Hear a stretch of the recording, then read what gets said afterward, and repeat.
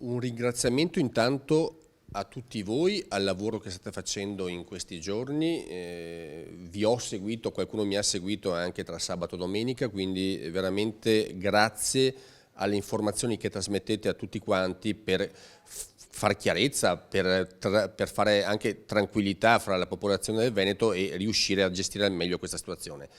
Come Consiglio regionale noi siamo pienamente operativi, la riunione di oggi serviva a comunicare a tutti i rappresentanti dei gruppi e quindi ai rappresentanti del popolo veneto in Consiglio regionale la situazione, anche con informazioni arrivate dall'assessore in maniera puntuale e precisa e anche in progress rispetto ai lavori. Noi come Consiglio continueremo l'attività normalmente questa settimana, 4 commissioni convocate, e abbiamo già programmato con i capigruppo anche un consiglio per martedì prossimo, quindi noi continuiamo a lavorare, le istituzioni è bene che in questo momento siano operative e presenti e su questo continueremo, a meno che non ci siano appunto magari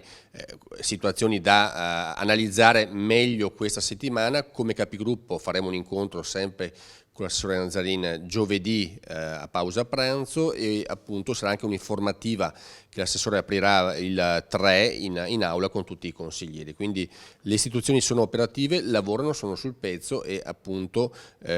siamo anche in questo momento antenne sul territorio e trasmettiamo direttamente agli assessori competenti i dubbi o le particolarità che molti sindaci ad esempio ci fanno pervenire. Quindi stiamo affrontando, mi pare, la cosa nel miglior modo possibile e sempre nella tutela della salute dei cittadini veneti. Le analisi che vengono fatte a cerchi concentrici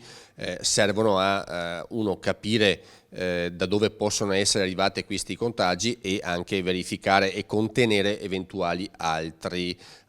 diciamo così, trasmissioni di virus. Quindi il lavoro che i tecnici stanno facendo, ripeto, tutto il personale sanitario dall'ultimo infermiere a chi sta facendo in questo momento le analisi in laboratorio analisi a Padova o adesso l'estensione ad altri hub del Veneto, è un lavoro prezioso che viene fatto anche senza tener conto né di orari né di problemi né di pasti che saltano, quindi veramente un gran lavoro da parte di tutto il personale sanitario del Veneto.